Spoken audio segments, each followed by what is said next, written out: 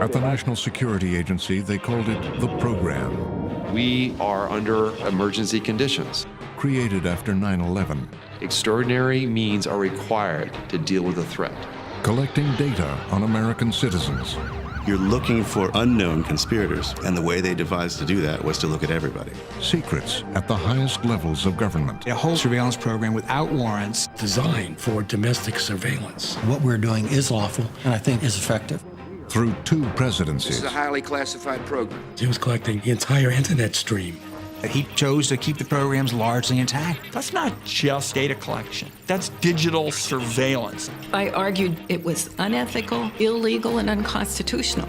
And when this comes out, all hell is going to break loose. Tonight on Frontline, United States of Secrets, Part 1, The Program.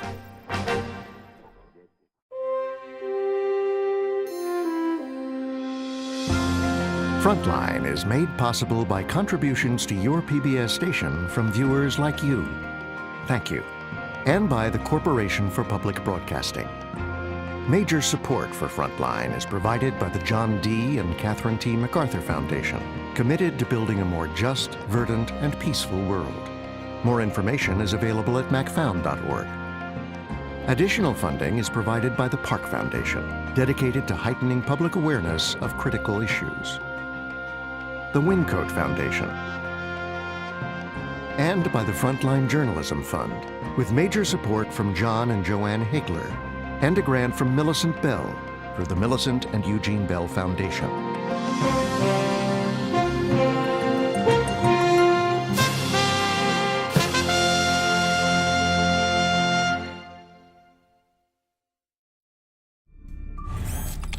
The biggest leak of government secrets ever began in December of 2012 with a single email delivered to an IP address in Rio de Janeiro. Glenn Greenwald, one of the world's busiest journalists, is sitting in his home in Rio, and he sees an email from someone he doesn't know. It's not a friend, it's not his mum, and it just says, "I've got some stuff you might be interested in." He didn't use his name, and he said very cryptically and very vaguely that he had information that he wanted to discuss with me, but could only do so if I were to install encryption. Guardian newspaper columnist and blogger Glenn Greenwald didn't pay much attention to the email. 99% of the time it ends up that they're crazy or delusional, or the story is just not very good. And this guy or girl, we don't know who it is persistent. So a few days later, emails again and says, "Look, Glenn, can you do this thing?" And Glenn still doesn't do it. This attempt, basically, to leak all of these secrets, initially just goes straight into the sand. The source moved on, this time to Berlin. He was soon exchanging emails with American documentary filmmaker Laura Poitras. She'd been in contact for over a month with a mysterious source who had reached out to her using her encryption key and using anonymous channels, and said he had a big story for her. A few weeks later in New York, Poitras met national security investigative reporter Barton Gellman at a Greenwich Village restaurant. This was something she wanted to be exceptionally careful about. We agreed on a cafe to meet at, and we also, I think, both understood that when we got there, we'd move to someplace else. Poitras asked Gellman to vet the source and meet him electronically. Her source, who became also my source, needed to take very special precautions in the usual NSA style, and so he called me Brass Banner, and he called himself Virax, which means truth teller in Latin. Through sophisticated encrypted messages, Virax promised an unprecedented scoop, but it came with a warning. He believed he was risking his freedom and possibly his life, and he warned me as well that if the U.S. intelligence community believed that by getting rid of me, they could prevent this story from happening, he said that my life would be at risk. In late May, Virax surprised Gellman and Poitras. He sent them an invitation. He said, "Your destination is Hong Kong." Poitras wanted to go, Barton Gellman, worried about a secret meeting in a foreign country like China, decided not to. But Poitras knew someone who might join her. That spring, Glenn Greenwald arrived in New York to deliver a speech. And we met that night in my hotel in the lobby, and she showed me these emails that she had been exchanging with this person who was claiming that he was a national security state insider with access to very sensitive information that he believed to be very incriminating, and stated very definitively that he wanted to turn it over to her and to me. Greenwald decided to join Poitras. We all knew that this was incredibly risky and uncertain, but the story had to be reported. In June, Poitras and Greenwald headed to the airport. I think they're kind of quite excited, but there's also a sort of feeling that maybe this is just the most terrific hoax. They were joined by Ewan McCaskill, a veteran Guardian reporter. At the time, I didn't think it was for real, didn't take it that seriously, and thought it was a slightly obscure story. Once they were finally airborne, Poitras thought it was safe to share with Greenwald something the source had securely sent to her. That's kind of quite a moment. They're in a secure space, and so Laura creeps forward to go and see Glenn. Laura whips out this thumb drive and in a very sort of almost mischievous way says, you know, guess what this is, and told me that she had just received a fairly large archive of documents. They kind of can't control their excitement because this is clearly the biggest story that anyone's worked on since the Pentagon Papers in the 1970s. And I didn't sleep 1 second for the next 16 hours because the adrenaline made that impossible to do, because I not only saw the magnitude of the documents, just the sheer quantity, the fact that we had in our possession thousands, not dozens or hundreds, but many thousands of top secret NSA documents that were about a wide range of surveillance activities that came directly from some of the most sensitive areas of the agency. I could see out the corner of my eye Glenn with the light on throughout this 13-hour flight, reading on his laptop all the time, Laura coming to see him, them having chats, and Glenn getting more and more excited. We essentially couldn't believe what it was that we had, and that was really the first time I think I fully understood that this was going to be unlike any other story really ever in American journalism or politics. In Hong Kong, Greenwald and the others traveled to a hotel in Kowloon. Snowden's instructions to Glenn and Laura are like a kind of magical mystery tour crossed with something out of John le Carré.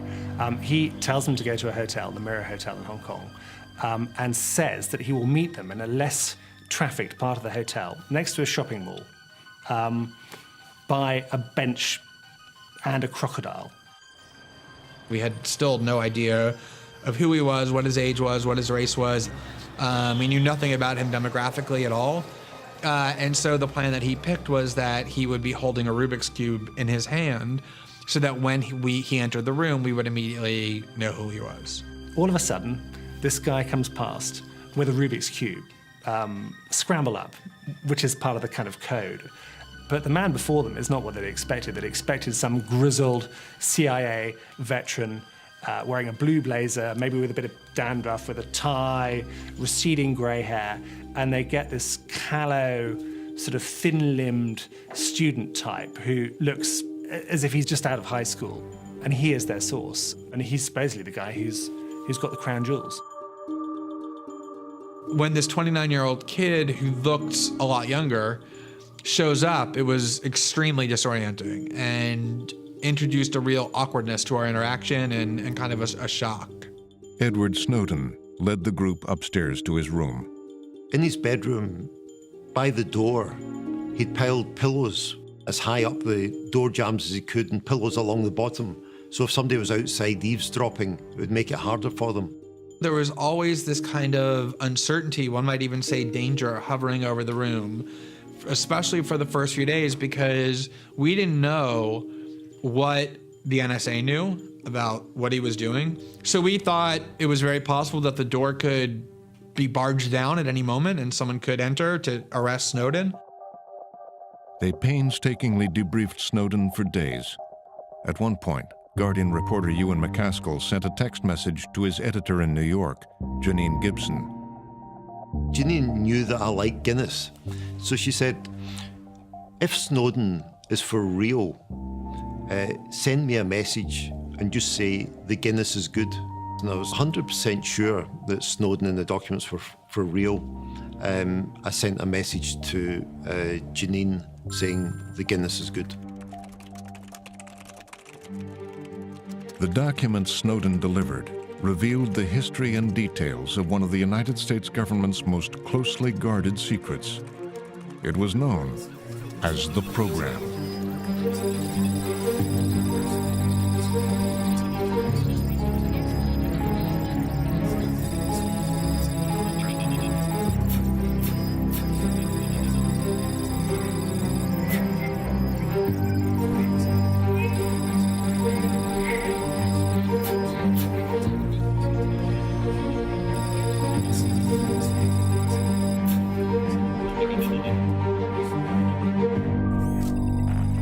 The program began on September 11, 2001, at Fort Meade in Maryland. Biggest story in Washington now, people talking about Michael Jordan's comeback. The headquarters for the National Security Does it look Agency. like September or what? What a gorgeous day. I'm in my office.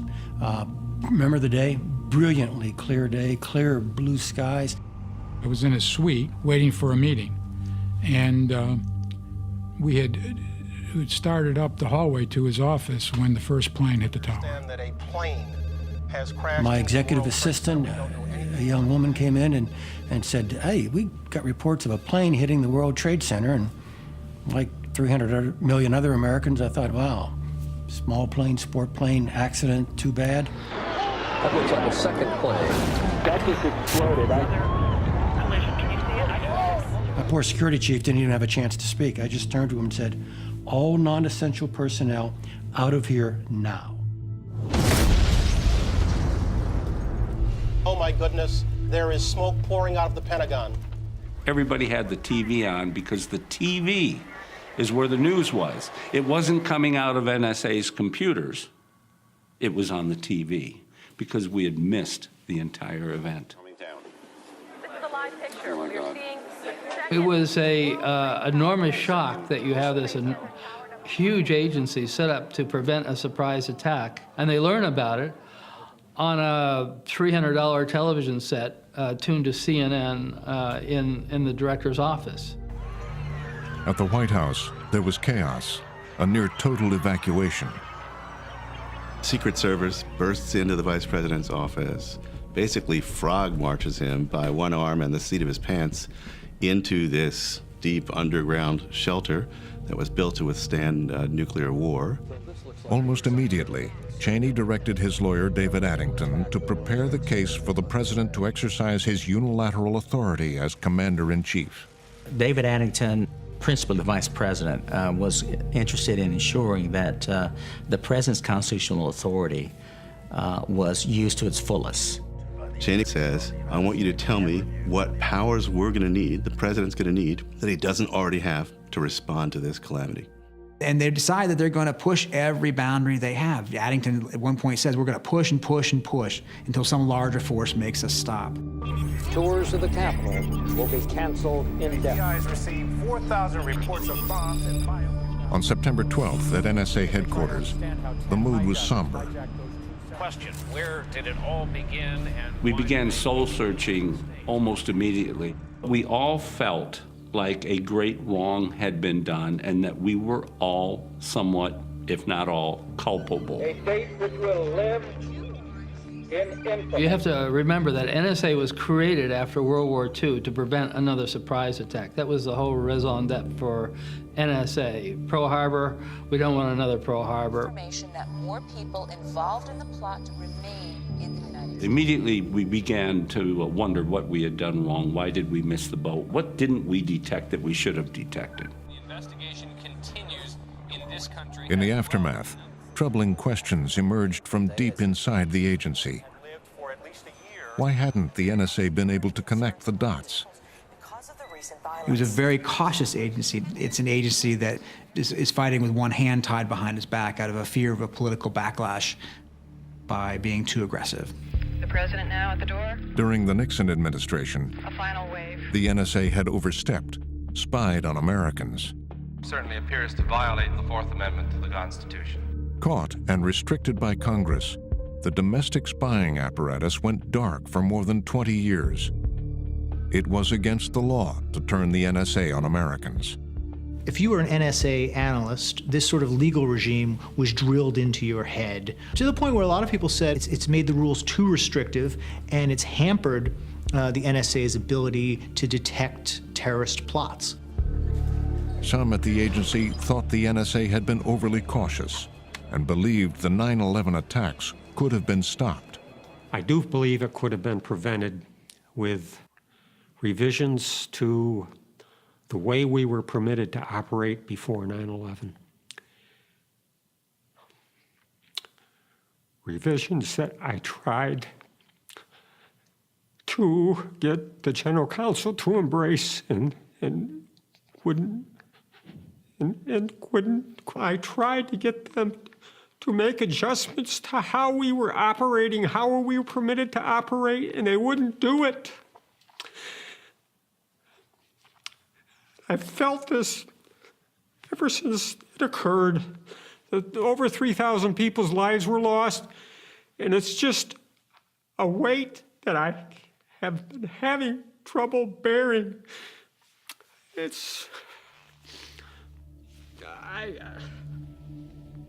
I'm sorry. The toughest week for America since Japan bombed Pearl Harbor. All over Washington, there was a growing demand to stop the next attack. We have to remember that, we had had terrorists living in this country for a number of months, and we didn't know about it. What else didn't we know? And so there was a great deal of concern about the fact that we not only could not connect the dots, we could not collect the dots. At the CIA, Director George Tenet was under pressure from the vice president. The director had a meeting with Vice President Cheney and his top aide, David Eddington, and he was asked, what can be done? What can be done that isn't being done? 9/11 made necessary a shift of policy. Cheney says, in effect, to Tenet, make me a shopping list. Tell me what you want to do that we're not letting you do yet. Tenet, whose own agency was designing covert operations against al-Qaeda, called General Hayden. George calls me and says, Mike, any more you can do? I said, George, no, not within my authorities, not within my current authorities. And he paused and said, that's not actually the question I asked you. Is there anything more you could do? I said, I'll get back to you. Hayden got the message. At NSA headquarters, he spread the word. Take the gloves off. Bring me an aggressive plan. And they asked me, is there anything that we had that could have prevented 9/11? Loomis told them what he believed was necessary. Begin monitoring foreign internet traffic going through the United States. The U.S. internet hubs handle so much of the worldwide internet traffic. So I said, let us allow collection between U.S. and foreign to U.S. against the terrorism problem. But others in the agency were proposing much more aggressive data collection. What they propose to do is create a whole new surveillance program without warrants, trapping all sorts of information, taking advantage of the fact that modern communication trunk lines tend to come through the United States. The idea of this program was you're looking for unknown conspirators, and the way they devised to do that was to look at everybody. It was the outline of something Hayden could take to the vice president. He headed to Washington to propose the idea.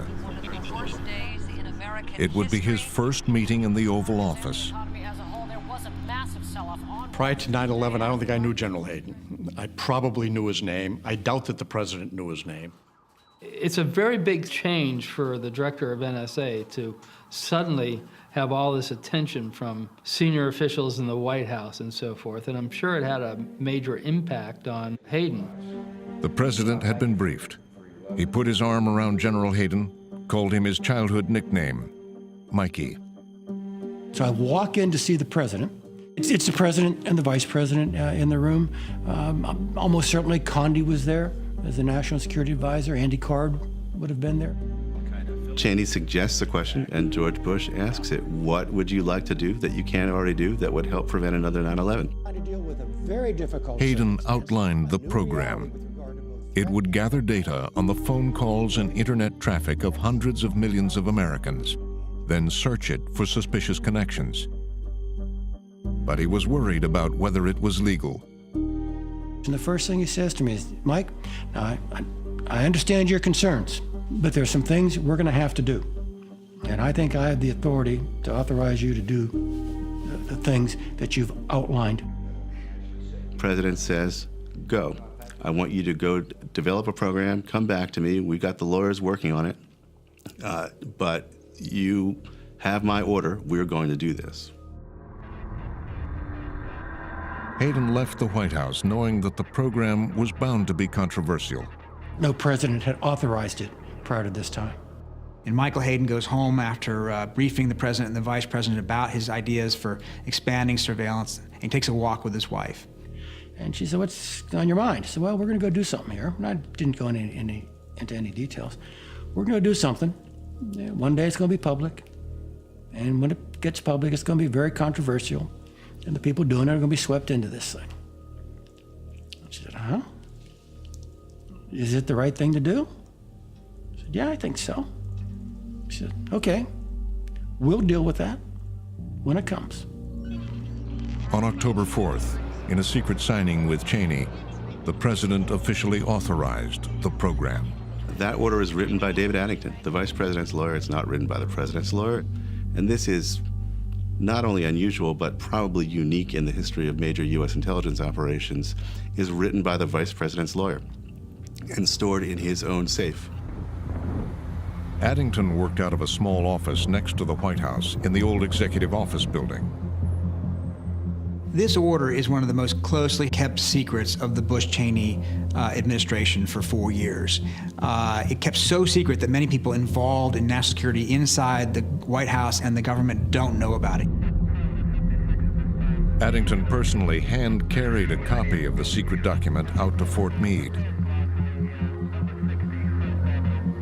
He said, I'm coming out, I'll be there in about 30 minutes. Hand-carried. This was very closely guarded, that we were doing this. He comes onto the campus at Fort Meade, up to the top deck, and hands me the order. Now General Hayden wanted the sign-off of his top lawyer, Robert Dietz. I think he was concerned and wanted my view of whether this program was lawful. I spent a kind of sleepless night pondering the legality of it. That this was a very hard call. It's a very hard call. The NSA has a general counsel and about 100 lawyers. And they were told the president has signed it, it's been certified as lawful, and once all the signatures are there, that's it. We salute. We say, okay, it's lawful, we're going to go ahead. In the intel world, if a president says to you, I need this in order to keep the American people safe, you need to try to figure out where that line is constitutionally and march right up to it. 2 other NSA lawyers would also sign off on the program. We came to the conclusion independently, but consistently, that there was no doubt in our mind that it was a legitimate use of the president's Article II authority. General Hayden had heard exactly what he needed. Article II, the president's authority as commander-in-chief. I have my 3 good friends here who have, been my guardian angels on these things since I became director, saying, this is good. Now the massive collection of data could begin. Who's emailing whom, who's texting whom, who's doing Skype calls with whom. They're collecting a lot of information, a lot of content of phone calls. They're actually recording the voices. Not for all of our calls, but for a lot of U.S. telephone calls. And they were doing this under an authority that had never existed before. It would be General Hayden's most closely guarded secret. Only a small handful of NSA employees knew what the president had authorized. Most were kept out of the loop, including this man, Senior Manager Thomas Drake. My first day reporting on the job was the morning of 9/11. He had been in the military, he'd been in the Air Force. He's devoted his life to national security issues. He's a computer genius of a sort. Drake had no idea what had been going on between Hayden and the White House. He had been given a different task. I was actually charged to find whatever you've got in the labs, whatever you've got in your agency. Even if it's not operational, put it into the fight. We need it. It might help us. We need to deal with the threat. But according to the rules Drake thought he had to follow, whatever he found had to safeguard Americans' privacy. He started by digging around inside the deepest reaches of the NSA's secret R&D programs. And he stumbles into sort of a skunk works, and he discovers that there was actually a program before 9/11 that could have, as they said, eavesdropped on the entire world. It's called Thin Thread. Thin Thread, a program that could capture and sort massive amounts of phone and email data, was the brainchild of veteran crypto-mathematician Bill Binney. The whole idea was to build networks around the world of everybody and who they communicate with. Then you could isolate all the groups of terrorists. Once you could do that, you could use that metadata to select that information from all those tens of terabytes going by. But to make sure the NSA would not spy on U.S. citizens, Binney and the other analysts had built-in privacy protections. It anonymizes who it's listening in on unless there's a court warrant that makes the identity of that person clear. If you knew that it was U.S. person related, it would be automatically encrypted. That was part of the design of Thin Thread. It had a data privacy section. That was working very well, protecting citizens and innocent people by encrypting the data and not allowing analysts to look at it even. Drake was ecstatic. The experimental program could monitor massive amounts of data, but the encryption would protect the privacy of individual Americans. He took it upstairs to the top deck. In those short days and weeks after 9/11, I put together a 2-page classified implementation plan to put Thin Thread into the fight, and I presented it to Maureen Baginski.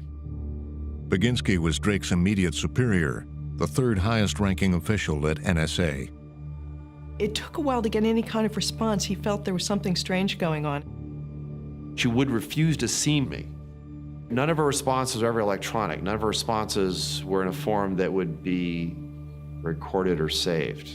Finally, he wrote a memo, sent it to her, and instead of responding electronically, which would have been normal, she wrote in a big black felt pen. It was kind of a modified cursive, and she said they've gone with a different program. When Drake asked her what this other solution was, she said, "I'm sorry, I can't tell you." It didn't take long for clues to emerge that something much bigger was going on. They started seeing stacks of servers piled in corners and so forth. So we had to walk away around all this hardware that was piling up out there, and so we knew, something was happening. All of a sudden, people who normally would communicate with each other were keeping secret this new operation of some sort. Dozens of NSA employees were sworn to secrecy. But before long, details were leaked to Drake. I had people coming to me with grave concerns about, what are we doing, Tom? I thought we're supposed to have a warrant. I'm being directed to deploy what's normally foreign intelligence, outward-facing equipment. I'm being now directed to place it on internal networks. At the same time, Bill Binney and the Thin Thread team heard that the program was using Thin Thread, but stripping out the privacy protections. What they're hearing is that the program they designed is in some form being put into use, but without the protections that they had designed in. What they did was they got rid of the section of the code that encrypted any of the attributes of U.S. citizens. Even Ed Loomis, who had wanted a more robust approach, was surprised at how far the agency was willing to go. I just refused to believe, after all I had been through for 37 years, that all of a sudden things would change and they'd go back to the old ways, back to the early 70s. I didn't believe that they could possibly have just flip-flopped and gone 180 degrees the other way. I just didn't believe it. To the Thin Thread team, collecting data without a warrant seemed like a direct violation of the rules they had followed for years. All these years, having grown up, you never spy on Americans, we had suddenly become criminals by association. The agency had gone down a path that we had been preached to. You never do. We were very, very, very concerned. And the fact that their Thin Thread system had been incorporated into the program was the last straw. We said we can't stick around and be a party to this. We can't be an accessory to all these crimes, so we have to get out. At the end of October 2001, Bill Binney, Kirk Wiebe, and Ed Loomis all quietly retired. Tom Drake stayed behind. So Drake is now still working away over at the NSA with his worries rising about what's going on in terms of domestic surveillance. Once again, Drake confronted Maureen Baginski. I made one final attempt, one final appeal to Maureen Baginski, and she demurred. And she simply said, call the Office of General Counsel, which I did. And I said, I want to speak to the lead attorney. She'd given me the name. I want to speak. It was Vito Potenza. He goes to the general counsel's office with his concerns and says, I think this program may be illegal. Because he proceeded to tell me, you don't understand. All the lawyers have approved it. It's legal. We are under emergency conditions. Extraordinary means are required to deal with a threat. We just need the data. And then the most chilling, I know often have said this part of the conversation, don't ask any more questions, Mr. Drake. If he came to me, someone who was not read into the program, right, and not a part of what we were doing, and told me that we were running amok, essentially, and violating the Constitution. And it was in that time frame when there was an awful lot going on and we were all worried about the next attack. There's no doubt in my mind I would have told him, go talk to your management. Don't bother me with this. I mean,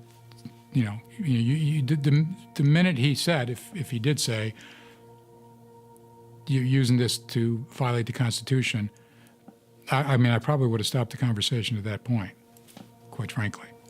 So, if that's what he said, then anything after that I probably wasn't listening to anyway. The program was continuing to grow. In secret, the nation's largest telephone companies were now giving the NSA the private call records of millions of Americans. Tom Drake had hit a dead end inside the agency. That fall, Bill Binney took an extraordinary step.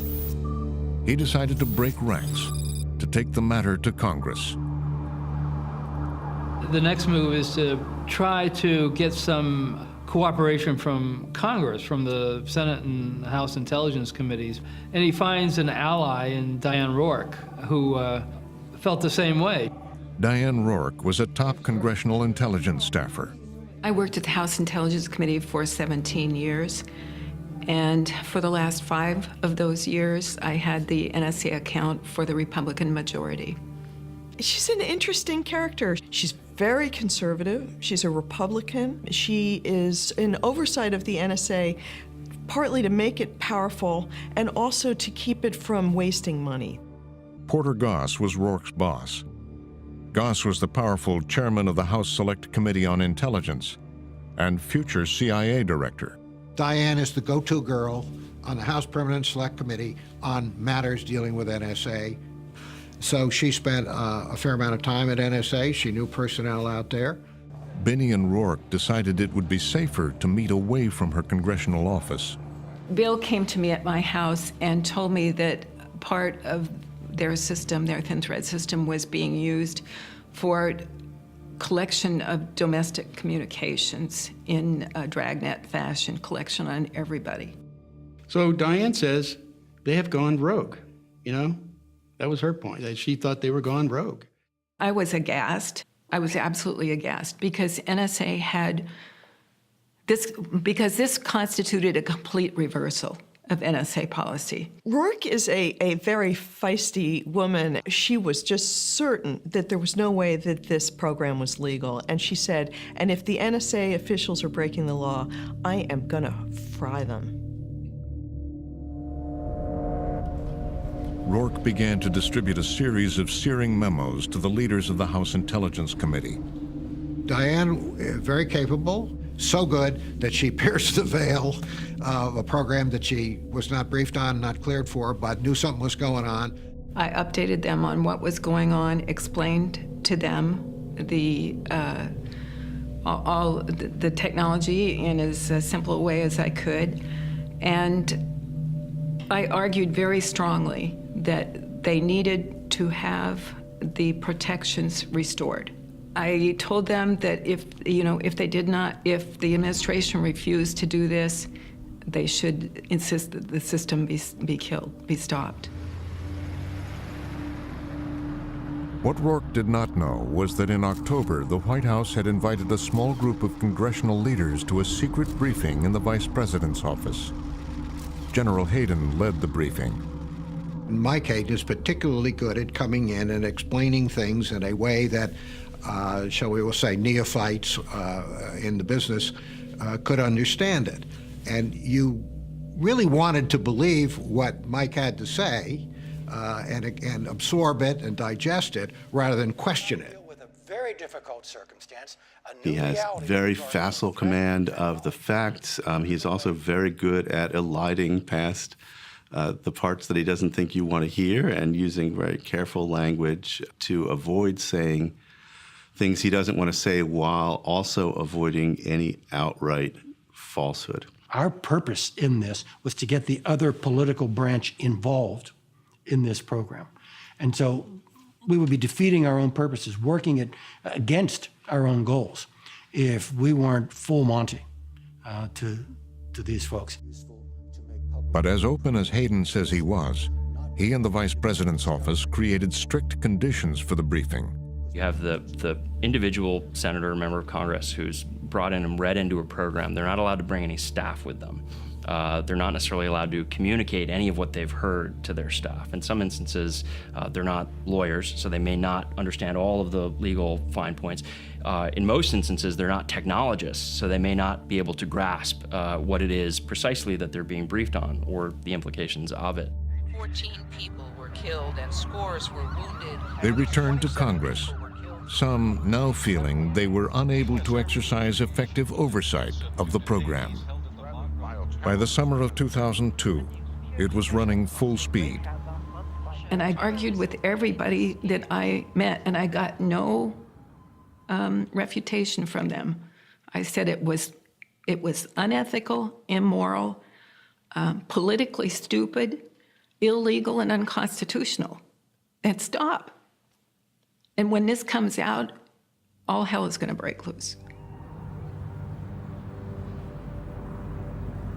Finally, Intelligence Committee Chairman Porter Goss had had enough.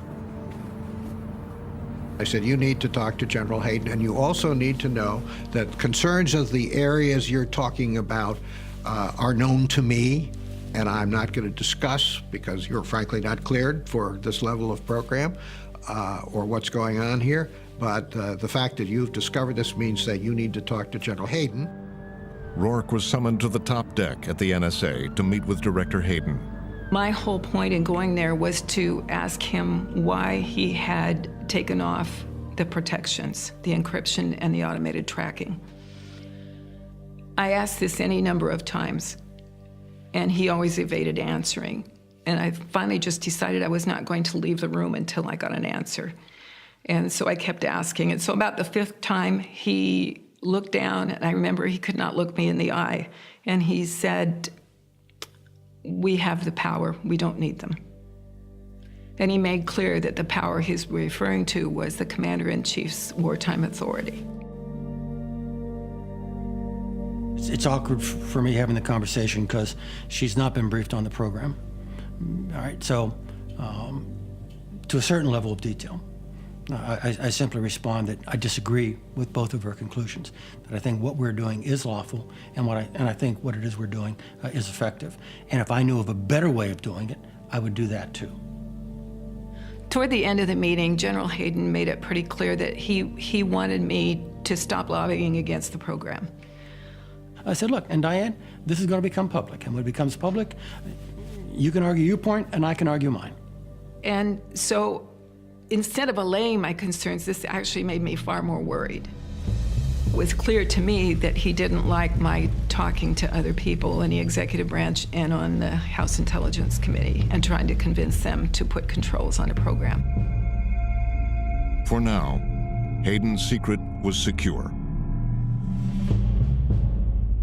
There's a growing uncertainty, like Sandra said, about how many commercial... By early 2003, keeping the president's program secret was about to become harder. In a small office at the Department of Justice, Attorney Thomas Tam had just started a new job. I went in with a lot of patriotic fervor.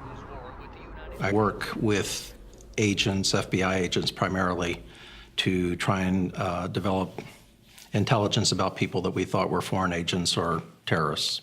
He came from a family of FBI agents, but not just any FBI agents. His uncle was one of the top aides to J. Edgar Hoover. His father had also been a senior official under J. Edgar Hoover. Tam would work with one of the most secretive institutions in Washington, the Foreign Intelligence Surveillance Court, the FISA Court. It was on the 6th floor, and only one elevator went up there. And it was literally in a bank vault because they were worried about the Soviet Union, overhearing what was going on. Good evening. President Nixon reportedly will announce his resignation tonight. The FISA Court had been set up to act as a watchdog after those revelations during the Nixon administration that the NSA had been spying on Americans. When that came out, you saw a period of reform like none other we'd seen, like nothing we'd seen before then, and frankly, nothing since. Under the reforms, the NSA could conduct surveillance inside the United States only if the FISA court issued a warrant. You can turn your ears outward, but not inward. You can listen all you want abroad, but you really cannot do that to Americans unless you have a warrant. And inside the Department of Justice, it was Thomas Tam's job to prepare warrants for the FISA court. The law specifically said that if you didn't go through the court, you were committing a federal felony. But then as Tam began working on terrorism cases, he discovered something surprising: evidence of the program. There are references to wiretaps and information that hadn't come through FISA warrants. So the question is, where did they come from? Where did the government get this information? Tam learned that hardly anyone at the DOJ knew details about what was going on. I asked a supervisor of mine if she knew what the program was about, and she told me that she just assumed that what we were doing was illegal, and she didn't want to ask any questions. Tam became concerned. They were conducting electronic surveillance without getting warrants, and using that information then to develop probable cause and basically not informing the court of the source of the information. That it would be classified. Tam and others at the DOJ, unaware of the secret presidential order, wondered if Attorney General Ashcroft was doing something illegal. It just kind of ate away at me and kind of came to a head when I ran into one of the deputies of the unit who said that there was a chance that for the first time ever that a sitting attorney general would be indicted. Tam says he tried to take his questions up the chain of command without success. He was quite disturbed by that, was quite disturbed that he wasn't getting answers to the questions he was asking. Eventually, Tam decided to take a risky step. He headed up Pennsylvania Avenue to Congress for a secret meeting with a powerful Senate staffer. I said, does Congress know what we're doing with regard to this program? And she said she couldn't tell me. I said, well, then I think, maybe I will go to the press. And I remember her last comment was, Tom, whistleblowers frequently don't end up very well. And I told her, yeah, I understood that. In Baghdad, a bomb last night set. In the fall of 2003, the White House got involved in filling an important vacancy at the Justice Department. The Justice Department needs a new head of the Office of Legal Counsel, which is a very powerful position. Cheney and Addington get together and say, who should we pick? David Addington had a candidate in mind for the job, Jack Goldsmith. Jack Goldsmith is impeccably credentialed, member of the Federalist Society, is well known and liked in the conservative movement. David Addington calls Goldsmith in and interrogates him about a few of his lesser-known positions and what would you think about this or that, and he's convinced Goldsmith, like he himself, is a true believer and is going to be making the right decisions. With Addington's blessing, Goldsmith became the new head of the Office of Legal Counsel, charged with reviewing the legality of the administration's most secret operations. I was being briefed into a lot of programs, classified programs, counterterrorism programs. I was extraordinarily naive. I had a sense that this was an important job. I did not have a full sense of the nature of the issues or the pace. Before long, Goldsmith headed for David Addington's office. It was time to learn about the program. Jack, like most of the others who are briefed on this, walks into Addington's office, which he regards as a little bit peculiar. What's this doing in Vice President's lawyer's office? Addington opens the safe, pulls it out. There's the red cover. It says top secret /SI/comment/Stellar Wind, the cover name for this program. As he read the document, Goldsmith began to have grave doubts. The program was an example of the administration going it alone, in secret, based on inadequate legal reasoning and flawed legal opinions. Goldsmith discovered that as part of the program, the government had been tracking data about the emails of tens of millions of Americans. He said you can't justify the email collection. It is, on its face, a clear violation of the Fourth Amendment and perhaps the First Amendment as well. Addington was furious that Goldsmith would raise questions about the program, and he let him know. He was very tough in making his arguments. He was very sarcastic and aggressive against people with whom he disagreed, and dismissive oftentimes. And he acted with the implicit blessing of the vice president. So all of these things made him a very, very forceful presence. David pushed. He pushed everybody. He pushed me. Even when I was the Attorney General, he would push me. So that was just David's nature. And I think Jack didn't appreciate being pushed sometimes. He was daring Jack Goldsmith to say, this is illegal and you've got to stop it. He never believed that Goldsmith would do it. Goldsmith tells him we're going to pull back our endorsement of the legality of this program. And Addington roars at him and says, if you do that, the blood of 100,000 people killed in the next attack will be on your head. For Cheney, Addington, Gonzalez, Hayden, and others, the personal stakes at this moment were extremely high. It was a felony to conduct this kind of surveillance in the United States, and everyone was relying on the shield that they were trying to create of having the president order it explicitly and have the attorney general sign off and say it's lawful. And as soon as the Justice Department starts to say, we're not so sure this is lawful, there is a great deal of concern and anxiety. 5 separate car bombs blew up in a span of 45 bomb last night set portions of the old... At the Justice Department, they prepared for conflict with the White House. Goldsmith's boss, Deputy Attorney General James Comey, delivered the news to John Ashcroft. Parts of the program appeared to be illegal. They go to the Attorney General, John Ashcroft, they say, we don't think this is legal. We think we need to get this changed, or we need to stop what's going on because we don't have a solid foundation to go on. Ashcroft was supposed to sign a reauthorization of the entire program every 45 days, and for 2.5 years he had. But now he balked. Ashcroft gives Comey his verbal assurance that he is not going to go along with this program and that he is going to demand changes or he won't sign. Then, just hours later, Attorney General Ashcroft collapsed, suffering from severe pancreatitis. James Comey was now the acting Attorney General.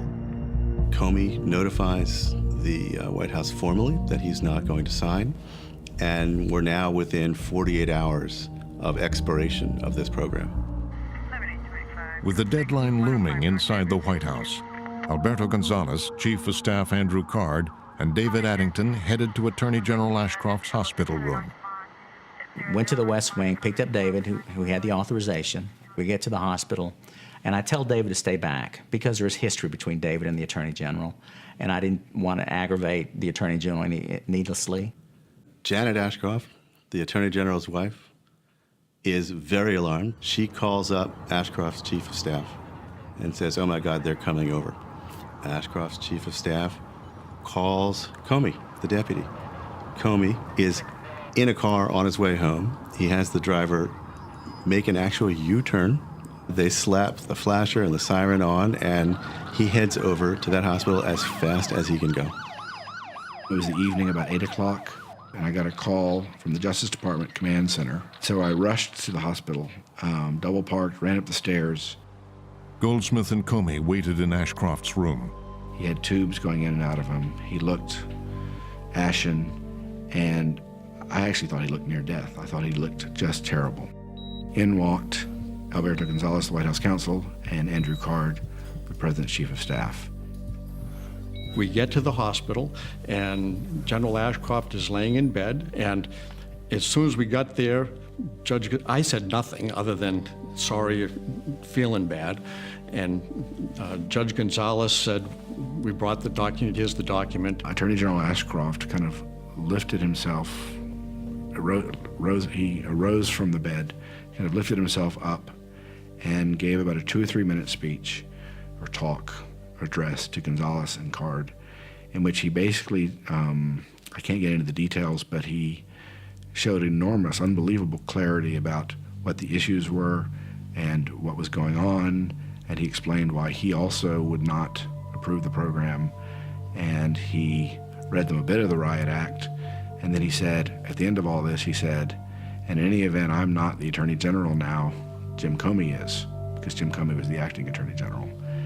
And with that extraordinary performance, and it was just an amazing, one of the most amazing things I've ever seen in my life, because he went from seeming, near death to having this amazing moment of clarity. And he just, again, receded into the bed. And I really worried at that point that he was going to expire. And it looked like he gave it the last of his energy.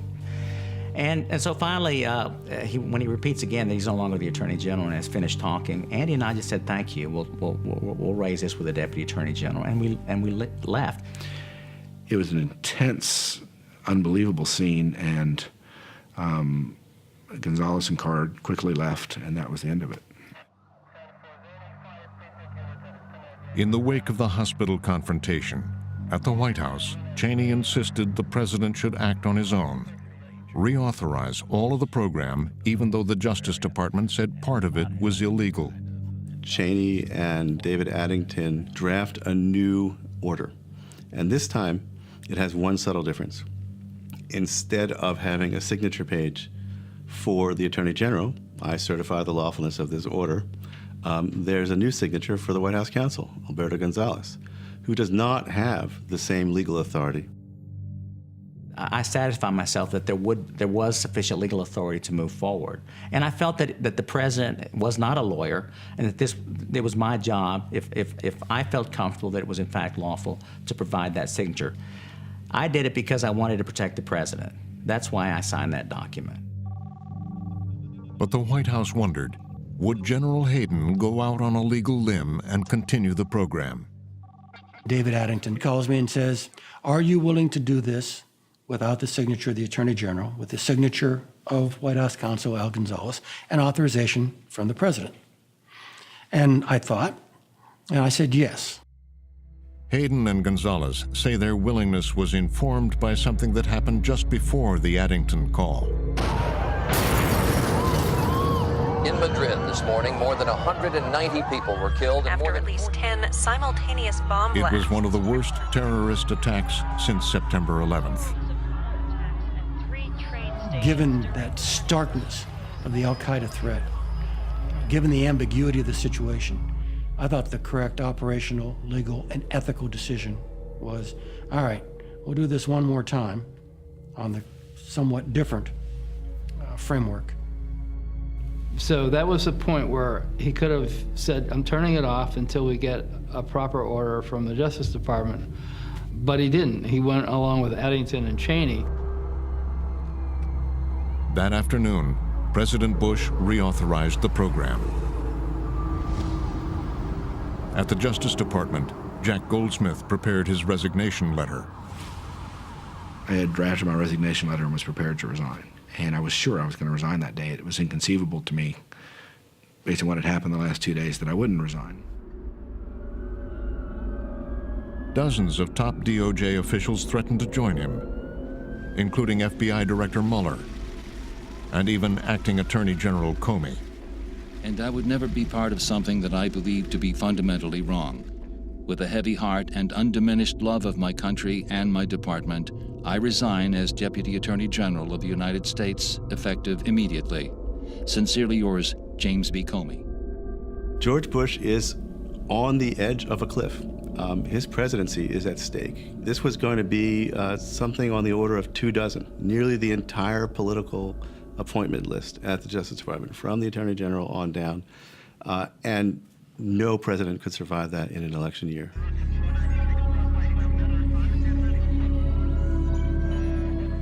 The next morning, the president decided to have a private talk with Acting Attorney General Comey. After the national security briefing, Bush says to Comey, "Stay a minute, come talk to me." And Cheney starts to follow, and Bush says, no, this is just the two of us. And he says, "What's going on here? How could you possibly do something of this importance at the very last minute?"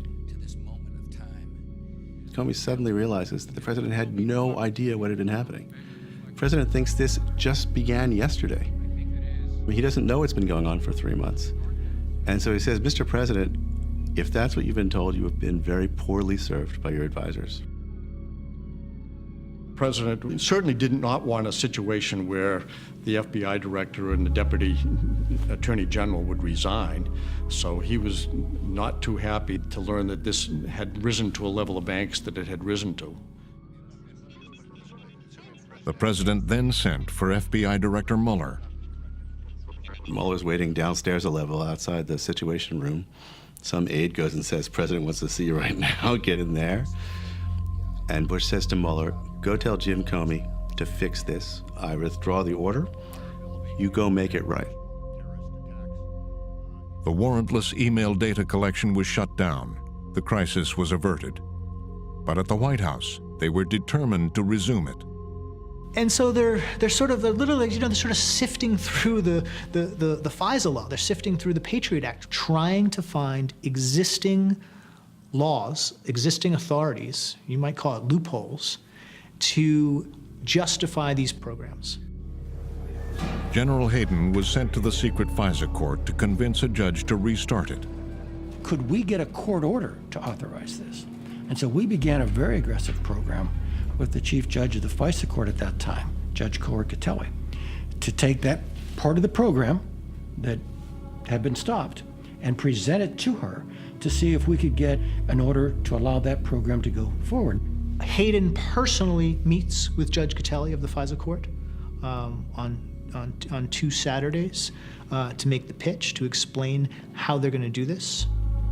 And Catelli eventually rules that this is legal, that the NSA can indeed collect all of the internet metadata going to and from the United States. And they use this authority that previously was used to trace numbers going to and from a single telephone for everybody. Caller Catelli's secret ruling relied on a controversial interpretation of a 25-year-old Supreme Court case.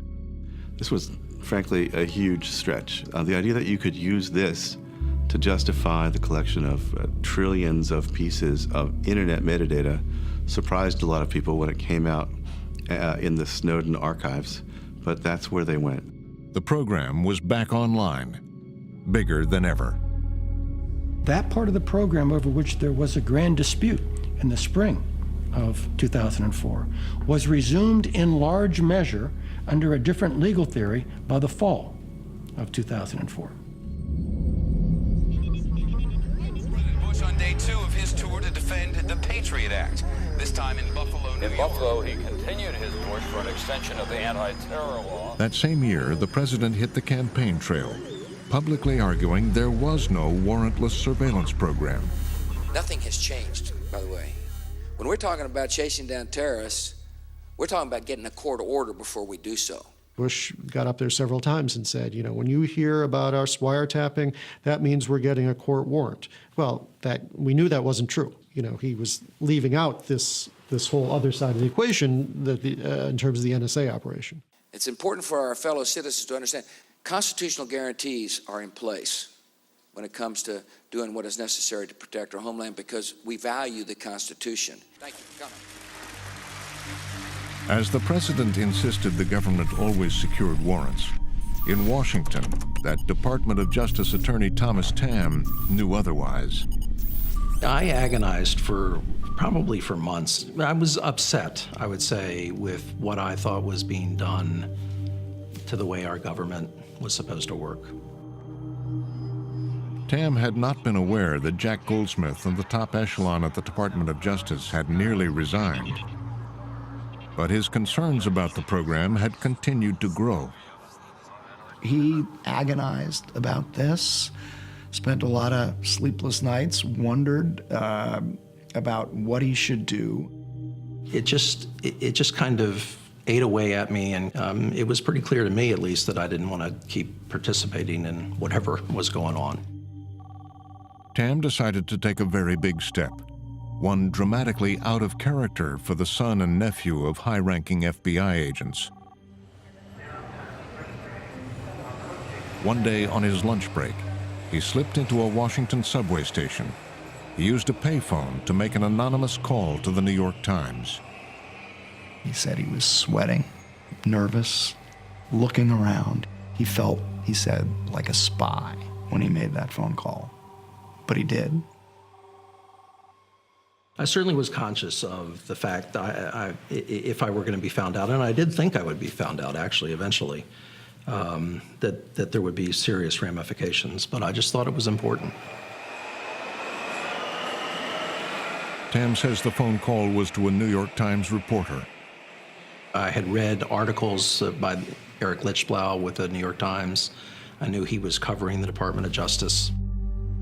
Lichtblau will not confirm that Tam was a source, but acknowledges receiving a tip from an anonymous source. There was a suggestion from one of the early sources that whatever's going on involving this super sensitive spy program was causing such tumult and debate within the Justice Department that there's talk of Ashcroft being indicted, and that certainly gets your attention. Tam says he and Lichtblau had a series of clandestine conversations around Washington. I eventually told him my suspicions that very, very limited people knew what it was all about, and that really some very experienced, high-level lawyers thought what the government was doing was illegal. Having leaked, Tam disappeared back into the bureaucracy at the Justice Department. At the Times, Eric Lischblau knew that another reporter, James Risen, had also been hearing about the program. We heard basically that the president had authorized a warrantless wiretapping program. It was believed by by the people we were talking to be in violation of FISA and of the Constitution. They were doing things well outside their lane without the knowledge of most of the court, without the knowledge of most members of Congress, really on the White House's own authority. That was really what, in our mind, made the story. Eager to get General Hayden on the record, James Risen called the NSA. I told the press person that I needed to talk to Hayden immediately and for a very sensitive matter. And I didn't tell him exactly what it was, but to my surprise, she got him on the phone immediately. I remember I was sitting next to him. I did not know he was going to do that. It was a bit shocking, not only that he was calling him, but also that he got Hayden on the line.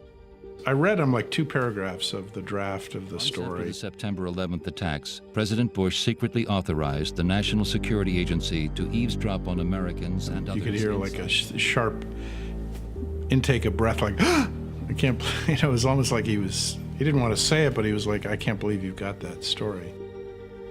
I think this is a very bad thing.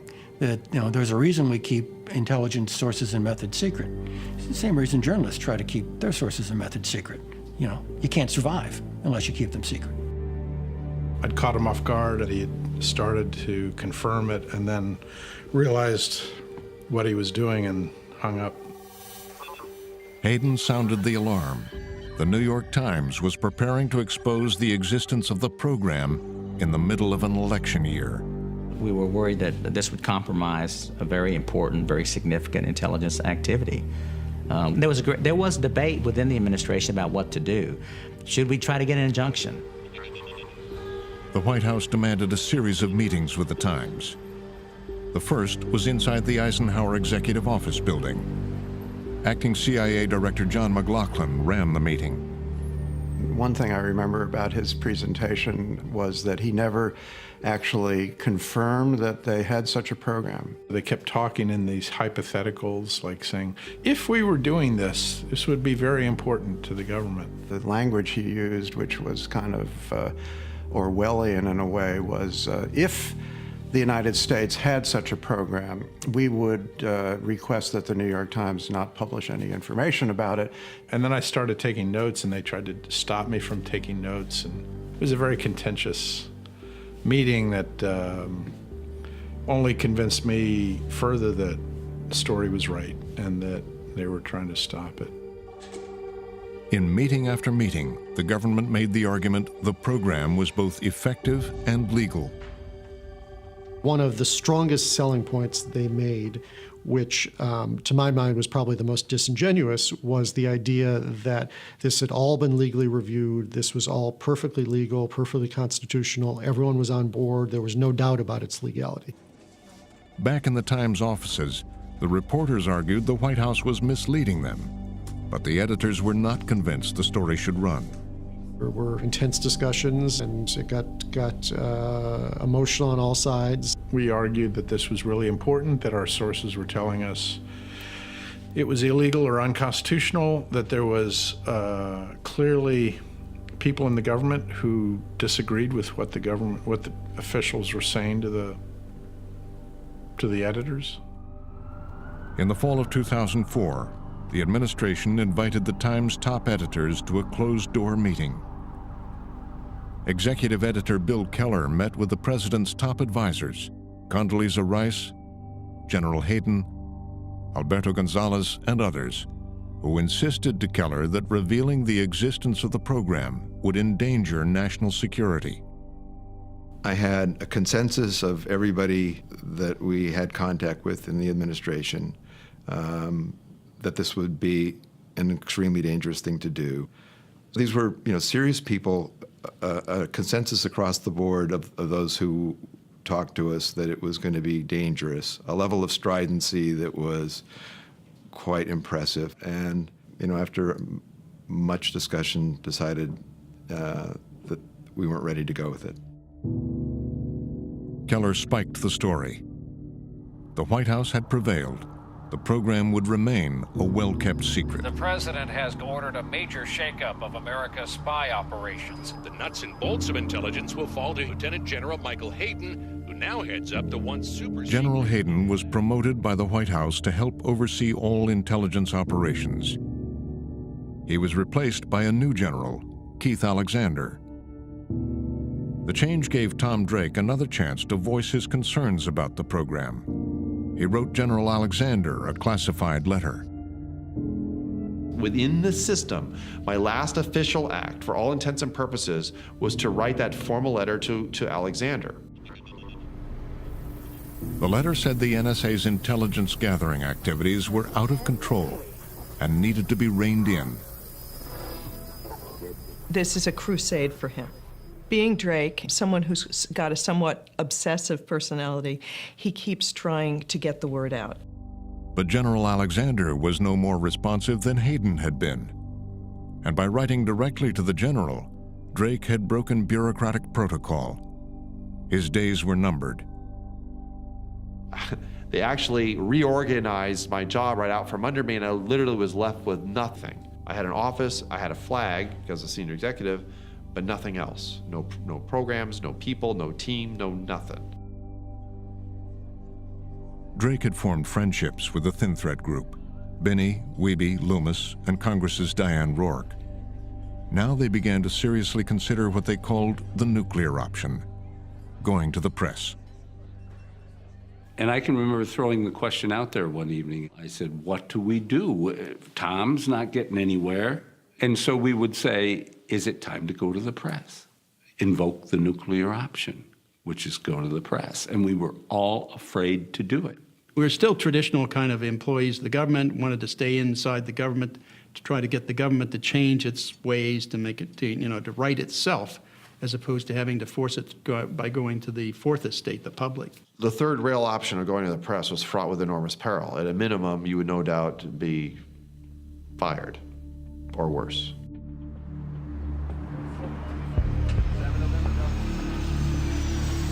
It had been nearly 1 year since the New York Times had refused to publish the investigation into the NSA. During that year, the program had grown dramatically. Terabytes, huge amounts of information about Americans' telephone calls and emails had been clandestinely captured. Finally, reporter James Risen from the New York Times had had enough. He decided to strike out on his own. This story was dead, now twice dead, and I thought the only way to ever get this story out was to put it in a book. Risen had a surprise for Eric Lischblau. He invited him to drive over to his house to read a draft chapter of the book, the story the New York Times had refused to print. The chapter was just called The Program. And in it, he basically made known the existence of this program and the fact that the administration had gotten the paper to spike the story. I said, I want to make sure it's okay with you. And he said, the only thing I ask is, put my name in there too. It did not take long for the editors at the New York Times to get word of what Risen was planning. I began to hear through the grapevine that he might include the NSA story in the book. So that led to a series of, very awkward conversations with Jim. The editors were furious at me. They thought I was being insubordinate. He had a gun to their head. They are really being forced to reconsider. The paper's gonna look pretty bad. That led to this massive game of chicken between me, my book, and the New York Times over the next few months. Inside the Times, the editor who had killed the story 12 months earlier now faced a hard choice. Because we had to either decide we're still not ready to run this story, or the situation has changed sufficiently that we are ready to run the story, in which case we better get the story, in its best possible shape and let the administration know. On a frigid December evening, editors Bill Keller, Phil Taubman, and New York Times publisher Arthur Sulzberger were summoned to the White House. It was indeed a dark and stormy night. I remember it. It was dark and it was stormy. And we were in the Oval. Mr. Sulzberger began to speak, and the president said, "I'm going to go first. I want to talk to you about this program. I want to talk to you about why this is important, why we think it saves lives, and why it should not be made public." The president turned the meeting over to General Hayden for one of his famous briefings. It's hard to brief in the Oval. You know, you can't. There are no visual aids, hard to roll out something in front of somebody. So I gave him the best explanation of the program I could, but I did bring up specific examples. The example he gives them is a plot in which a radical is planning to bring down the Brooklyn Bridge, apparently with a device similar to a blowtorch. And it actually kind of makes the Times editors kind of scratch their heads because they think this is kind of surprising that somebody could sit there with a blowtorch or something like that and bring down the Brooklyn Bridge without anybody noticing him and stopping him first seemed absurd to them. I think Arthur believes that the president may have cracked a smile on when the bringing down the Brooklyn Bridge item came up, but maybe that's just a wishful memory. The president then played his trump card, threatening that the New York Times would be responsible for the next attack. He said, you know, listen, if you guys publish this article and there is another 9/11, we're going to be called before Congress to explain how we failed to prevent it. And you should be in the chair beside us explaining, because you'll be complicit in allowing damage to our country. He was saying, in effect, you, Arthur Sulzberger, will have blood on your hands if there's another attack that could have been prevented by this program. You know, I think anybody would feel goosebumps. The New York Times broke the story about the national security. Nevertheless, the Times decided to publish the story, revealing the existence of the program. For years now, the NSA has been secretly spying on its own citizens. The New York Times story in December 2005 just shocked the world. The extent of unchecked domestic surveillance is far greater than previously reported. It is the definition in most people's minds of illegal government activity. With the bombshell of a story in the New York Times today that the NSA... They were in crisis mode at the White House. All eyes were on President Bush. We call it the big pause. Okay, when stuff like this goes public, what's the big guy going to do? Is he going to man up and support you? Or suddenly get reflective on you? And for once, the president actually decides he's going to come out and address it directly. He goes on the offensive to try to push back against critics who said he went too far. It would be a first, an admission the program existed. This is a highly classified program that is crucial to our national security. Its purpose is to detect and prevent terrorist attacks against the United States, our friends and allies. The president comes out and minimizes what he describes as the program. And he gives a very truncated description of what they are doing that sounds, you know, I think probably not too worrisome to most Americans.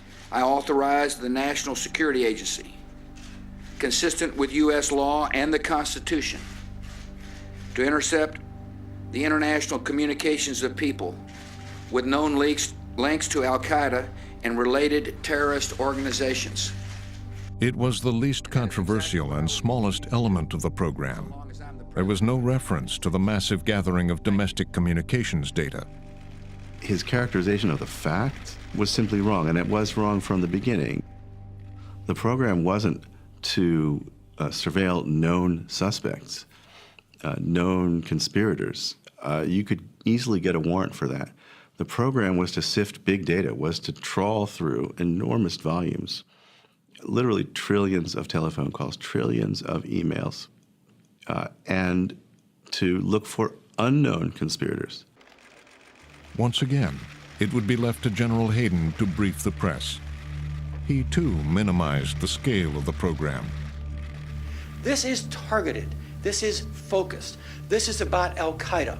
One end of any call targeted under this program is always outside the United States. When they asked questions about how widespread the program was, he confined it to this little part of the program that had leaked and did not address all the other parts that were far worse that had not leaked. There was no mention that the NSA was tracking telephone calls and emails inside the United States. And Hayden even dismissed the idea that there had been any internal dissent about the program.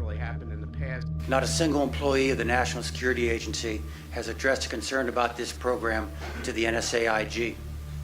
Should also add that no member of the NSA workforce who has been asked to be included in this program has responded to that request with anything except enthusiasm.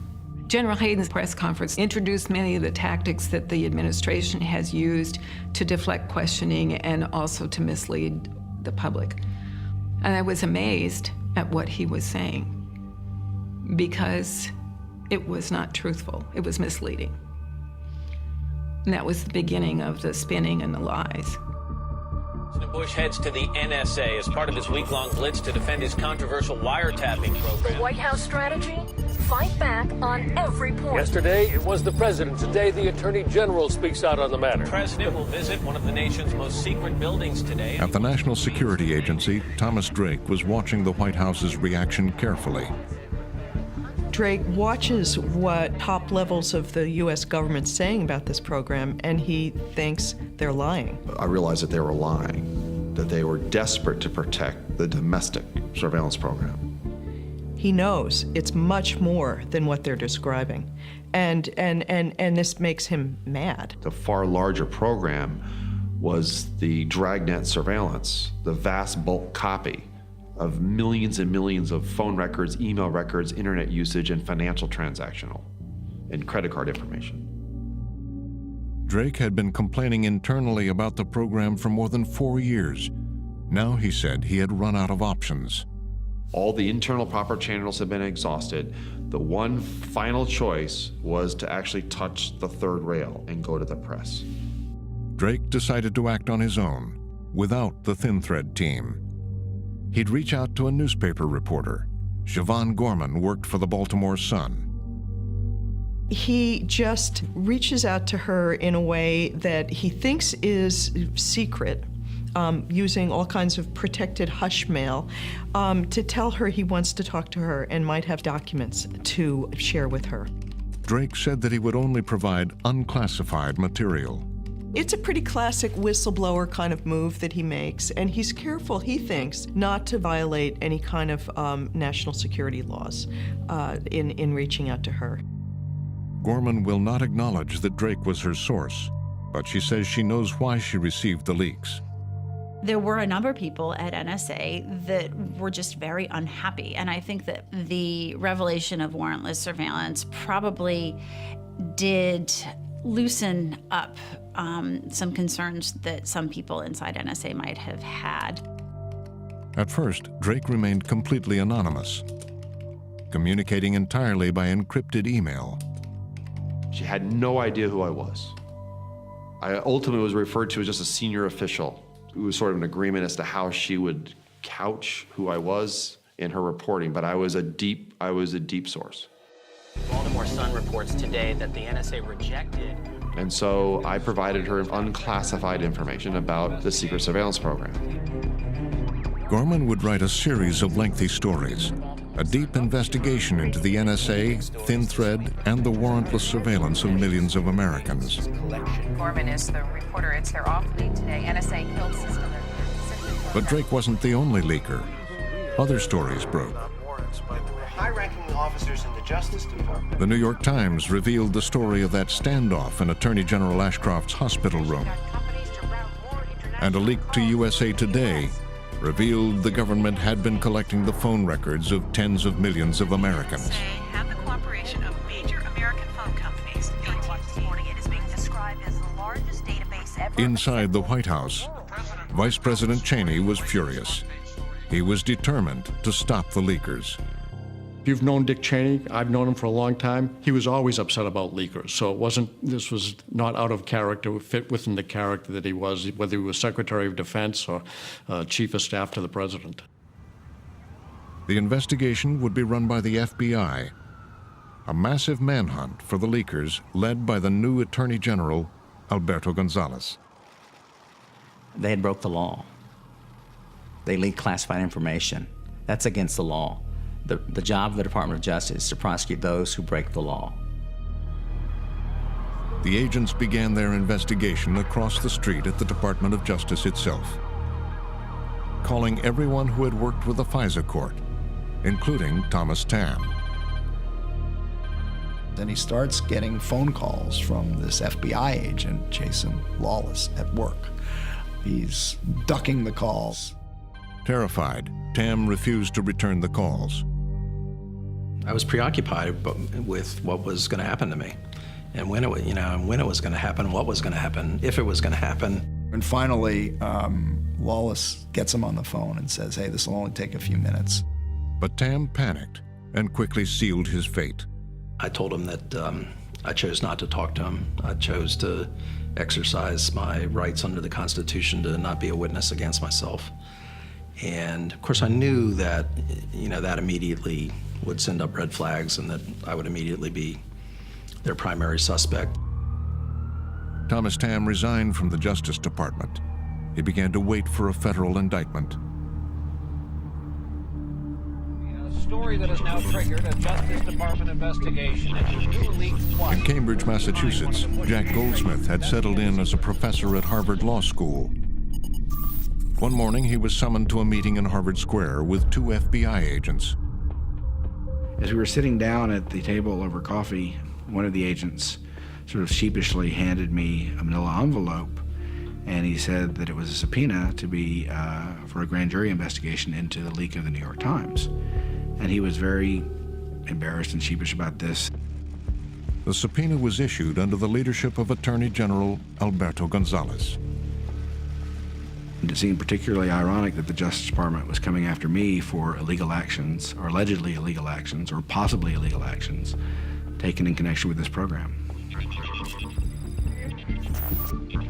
By the summer of 2007, it had been more than 18 months since the FBI had begun its investigation.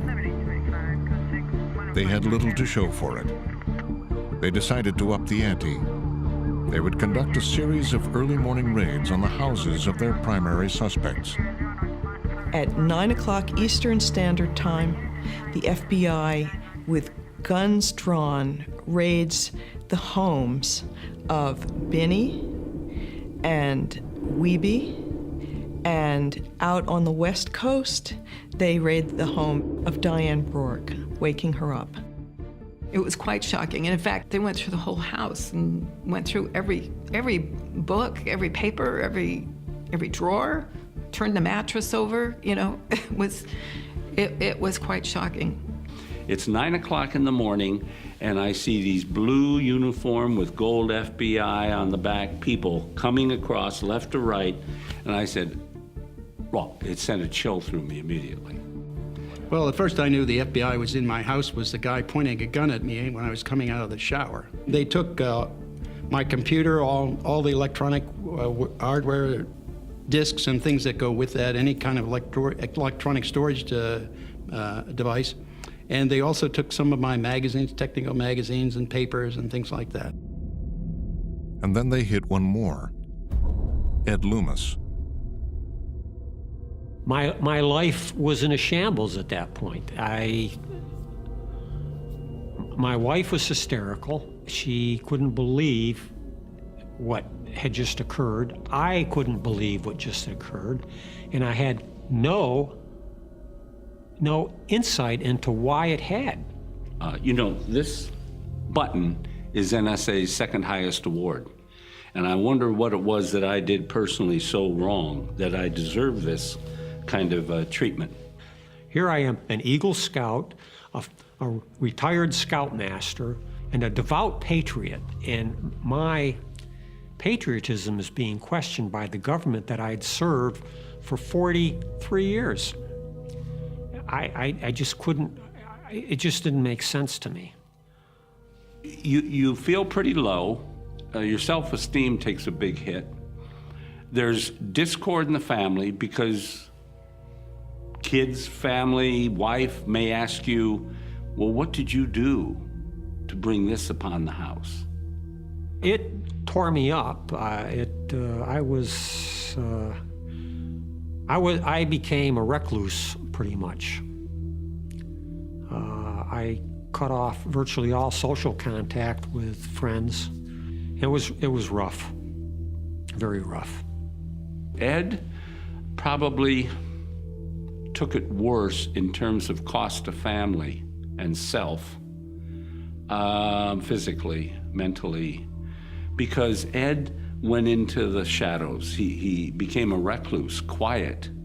He lost his wife. It's still eating at me, but I've told my family, I told my father before he passed away.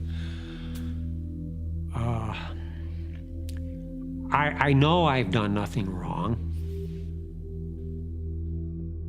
The FBI considered them persons of interest for leaking to the New York Times, but they all insisted they hadn't, and New York Times reporter James Risen agrees. I didn't know any of them, and I just felt badly that they were getting caught up in something that was completely unrelated.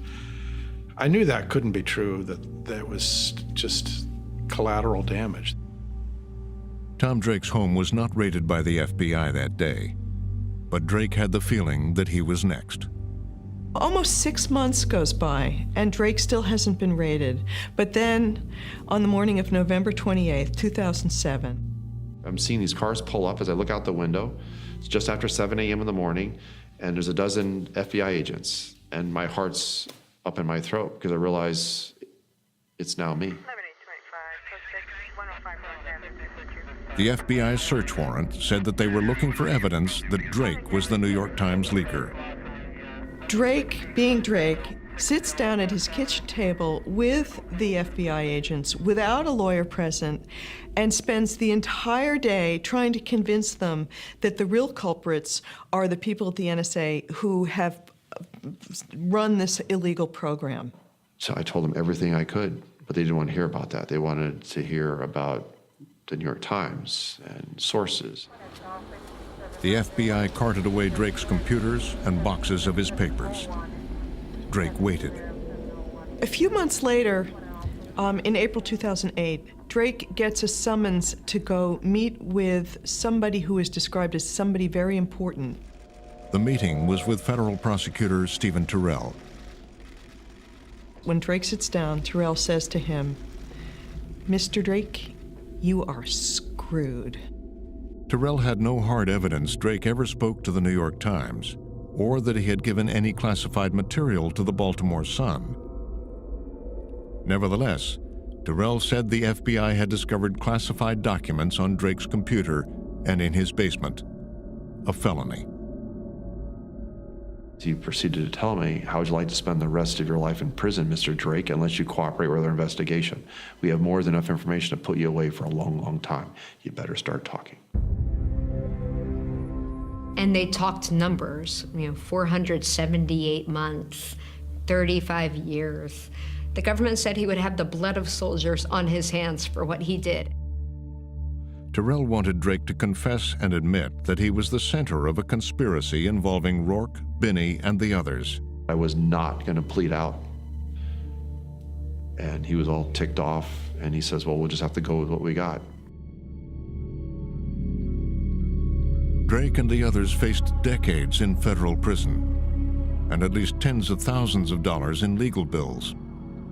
Desperate, they came to believe they had only one chance.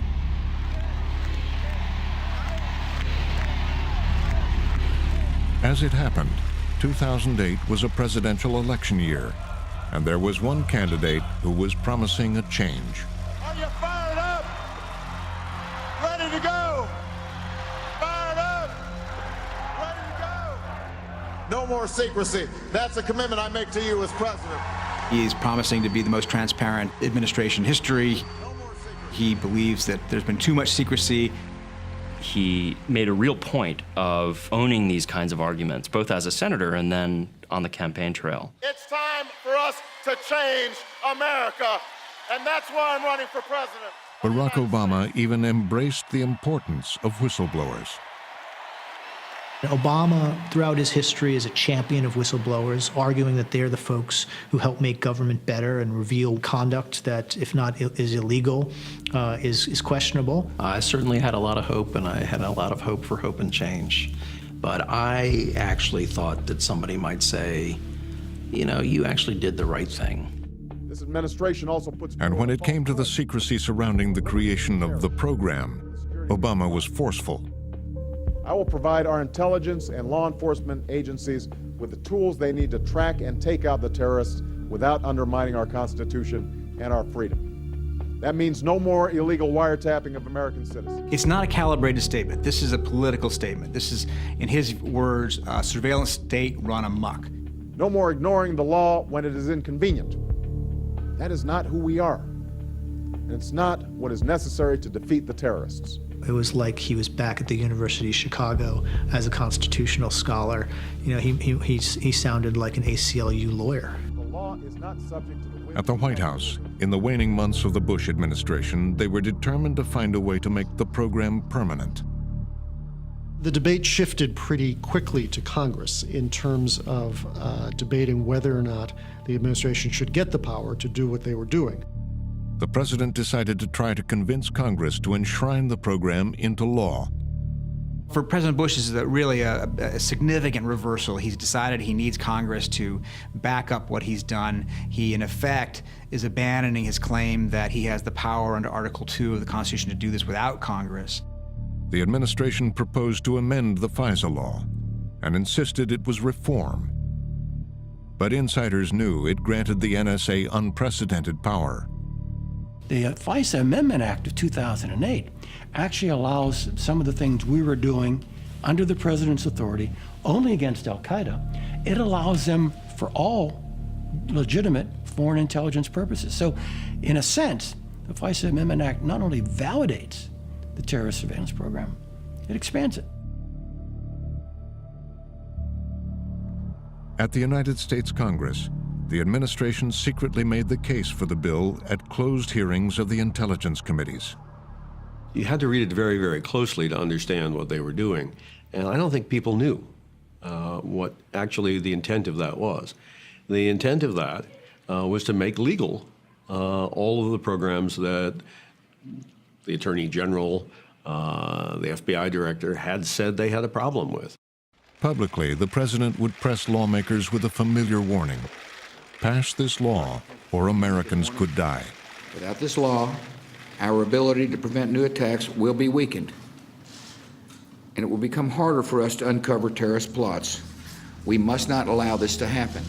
It is time for Congress to pass a law that... Candidate Barack Obama now faced a choice. Would he vote against the president's bill? I remember when the bill came forward, there was some discussion as to whether or not he would support it.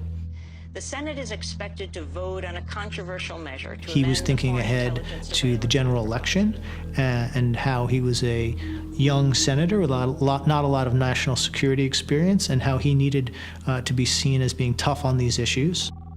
In private, a tougher, more determined Obama was emerging. I remember the first conversation I ever had with him during the campaign. I said, look, but when you become president, you have to kill people. And are you willing to pull the trigger?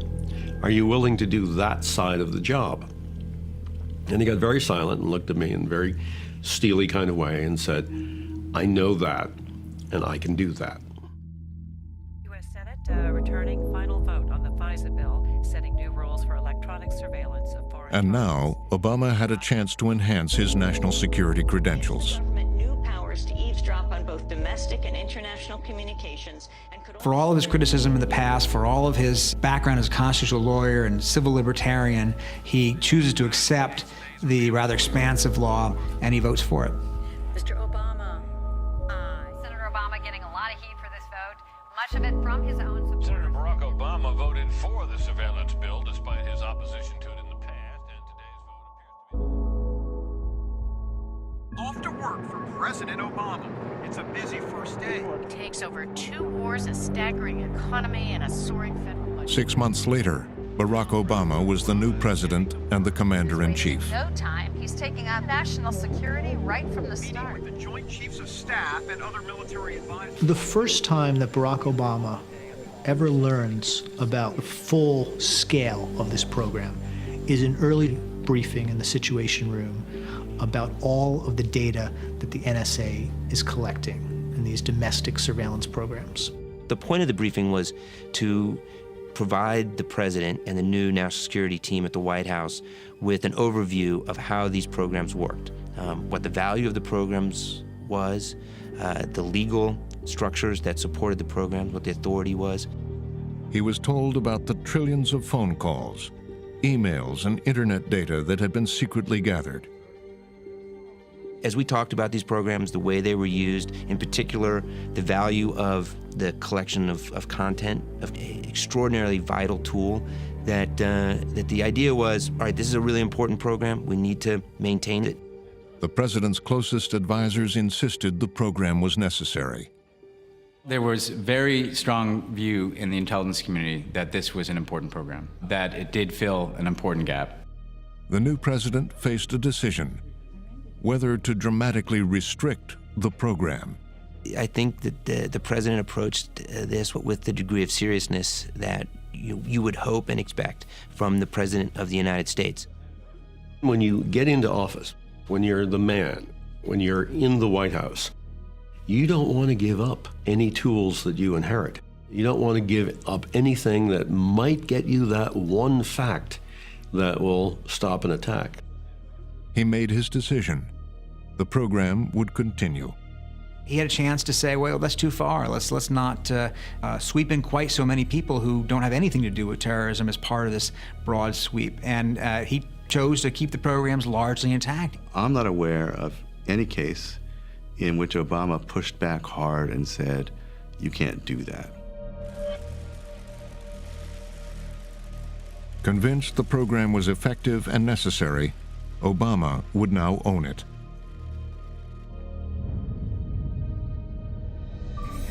At the NSA, they were now spending more than $10 billion a year on capturing communications of people around the world.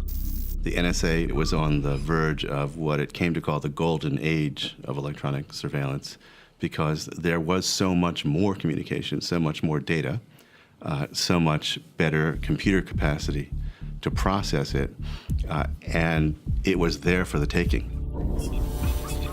To run the operations, the NSA relied on a number of private contractors, companies that could provide highly skilled computer programmers and engineers. The NSA, CIA, and other intelligence services suddenly realized that they needed people with those kind of skills. 25-year-old Edward Snowden was one of them. A high school dropout, Snowden had grown up just 20 minutes from the NSA. He grew up in the community where lots of people who are in the military and the intelligence community live. His father was in the Coast Guard for 30 years. If you've been to a Ron Paul rally, you've seen lots of people who look exactly like Edward Snowden. You know, young, clean-cut student, passionate about the Constitution. Snowden had enlisted in the Army, but left after breaking both of his legs in training. And he had the reaction after 9/11 that a lot of patriotic young Americans had, which is, I'd like to do my part. And that brought him to the NSA and the CIA and the worlds of secret intelligence. By 2009, Snowden was working as an NSA contractor in Japan. The job provided him extensive access to the details of NSA operations. And he really began to understand the true scope of how much the NSA had gotten its hands into the backbone of the internet. The more Snowden saw, the more disturbed he became.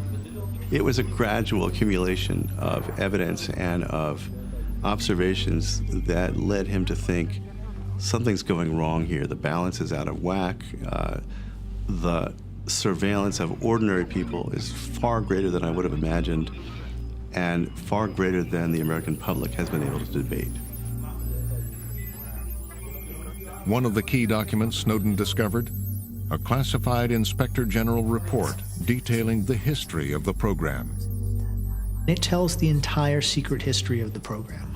It talks about Addington and Hayden writing the authorization for the program. According to General Hayden, the Vice President's counsel, David Addington, drafted the first authorization. It talks about the rebellion at the Justice Department. Consequently, the White House counsel, rather than the Attorney General, signed the 11 March 2004 authorization. It's the entire unadulterated history of these programs. And he told me that reading the Inspector General's report, it made a big impression on him. He felt like people had done things that were wrong and had not been held accountable for them.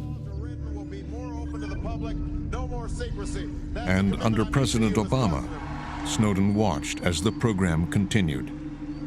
His hope was that Obama would be a force for transparency, and that's not what happened. And that was another of the pivotal moments in which Snowden realized it was going to have to be him. As Snowden was deciding exactly what to do, Obama's Justice Department began to address those Bush-era leak investigations, led by Attorney General Eric Holder. What's interesting is that these cases from the Bush era linger on. They don't just throw them out. They revisit them, and they keep going after the enemies of national security agencies, much as they'd done under Bush. Despite the campaign rhetoric in support of whistleblowers, President Obama did nothing to stop the prosecutions. This president personally really doesn't like people leaking classified information. He takes that very seriously, and he thinks that we should all take it very seriously. In every conversation that Obama had that I have heard about, he said, when it comes to national security, you leak classified information that could endanger people, we're going to come down on you like a ton of bricks. And when the bricks fell, they landed on Thomas Drake. They couldn't indict us all, so they went after the one that they could at least show an example to the rest of the intelligence analysts. You speak, you go to the press, you're going to get hammered. These were the lessons that were supposed to come out of being raided, and then in Tom's case, indicted. On April 14th, 2010, Thomas Drake was finally charged. I was arraigned. Before I was arraigned before the judge, I was fingerprinted, by the U.S. Marshals with the FBI, agent watching. I was a direct threat to the national security of the United States. I truly had become an enemy of the state. Drake was charged with violating the Espionage Act. And I'm facing a distinct prospect of having the rest of my life spent behind bars, effectively. As he waited for his day in court, Drake's life began to fall apart. He spent 2 years draining all his resources on a private attorney, and then when he had no more money, he had to go to a public defender. He was extraordinarily lonely. Life had become already extremely difficult. All the income I had, all the retirement's gone, your life is turned upside down. You're persona non grata. I ended up finding work, initially part-time, then full-time at an Apple store. At the center of the government's case were those documents found at Drake's house. Prosecutors insisted they were classified. Drake's lawyers turned to author James Bamford. And was hired as a consultant by the defense and was able to find basically all the information that they were charging him with. It was already in the public domain. Not only that, it had been placed in the public domain by the government itself. I looked at the stuff that he was indicted for. That material was clearly marked unclassified. It was not stamped classified until after it was seized from Tom Drake's home. And all they did was draw a line through it and classified that material. And so then they charged him with having classified material. It's like framing him. And we're going to frame you after the fact. The government later insisted the documents Drake had contained national secrets and were covered by the espionage law. But then, just days before the trial was to begin, the charges against Drake were dropped. It was astounding. Basically, Drake went from someone charged with such serious crimes that he could spend the rest of his life in prison to having it bargained down because the Justice Department could see it was falling apart to a misdemeanor where he spent no time at all in prison. Drake agreed to plead guilty to misdemeanor unauthorized use of a government computer. He was charged a $25 court fee, put on probation for a year, and given community service. None of the other suspects in the leak investigation were ever charged.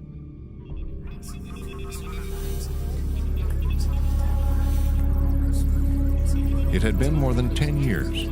Despite the revelations of insiders like Drake and the news reports about the program, there was little public outrage and few congressional critics. The program was continuing to grow. But at a secret bunker in Hawaii, Edward Snowden was now working for a new NSA contractor. Snowden was initiating his own move to expose the program. FBI has raided the offices established to protect federal whistleblowers. Snowden studied carefully the actions of the other whistleblowers, the Thin Thread Group, and TAM, and especially Drake. What he learned from Drake and Binney is that you can be discredited or people won't know whether to believe you if you don't have proof. And it was because of that that he decided it had to be documents. And it had to be a lot of documents. New York Times broke the story after holding it for a year. And unlike TAM, Snowden would not go to the New York Times. The paper faces questions about why it held that story. Snowden was disgusted at the New York Times for having that story before the election, sitting on it for month after month, and he had a real antipathy towards the New York Times as a result of the way they'd behaved over Ryzen. Instead of the New York Times, Snowden would reach out to Glenn Greenwald, Laura Poitras, and Barton Gellman. And he would begin systematically copying and giving them documents that held many of the United States' most closely guarded secrets. Snowden had clearances for human intelligence. He had clearances for many, many compartments of electronic surveillance. And he had a third set of powers, which is actually called super user. It's a very potent combination that opened many, many doors to him. Here is this low-level analyst who is able to access, if you believe the government, 1.7 million documents and walk out of the agency with them without them having the slightest idea that it was taking place. This was a stupendous intelligence breach.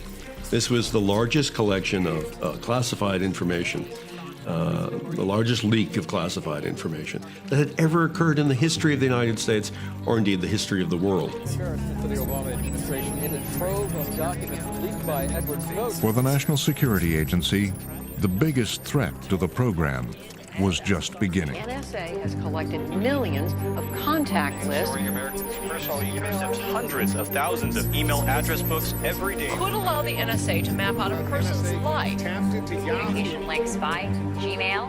Bombshell allegation that our government has been NSA collects nearly everything a user does on the internet. Next time, the story continues with part 2. Google may know more about you than any other institution on Earth. The Googles, the Facebooks collect as much of our sensitive data as possible. But anything you hand to a private company is potentially government's. The NSA specifically targets the communications of everyone. Corporate America and national security state know so much about us, and we know so little about them. Next time, part 2, Privacy Lost. Go to pbs.org/frontline and watch more of Frontline's interviews with the architects of the program and the whistleblowers who tried to stop it. Learn more about the scope of the NSA's domestic surveillance activities, including what your phone records may reveal about you. Take a closer look at the 3 main proposals for reform and connect to the Frontline community. Sign up for our newsletter and follow us on Facebook, Twitter, and pbs.org/frontline.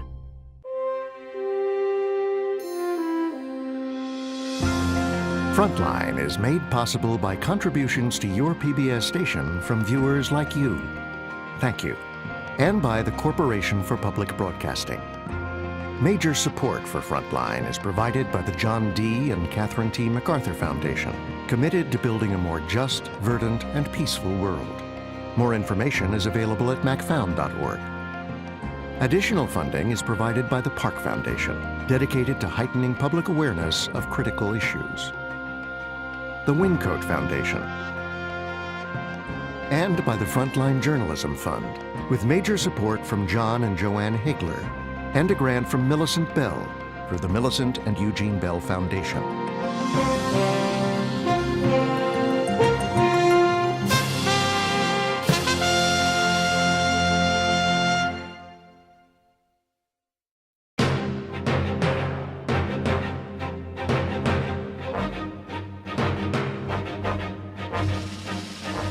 For more on this and other Frontline programs, visit our website at pbs.org/frontline.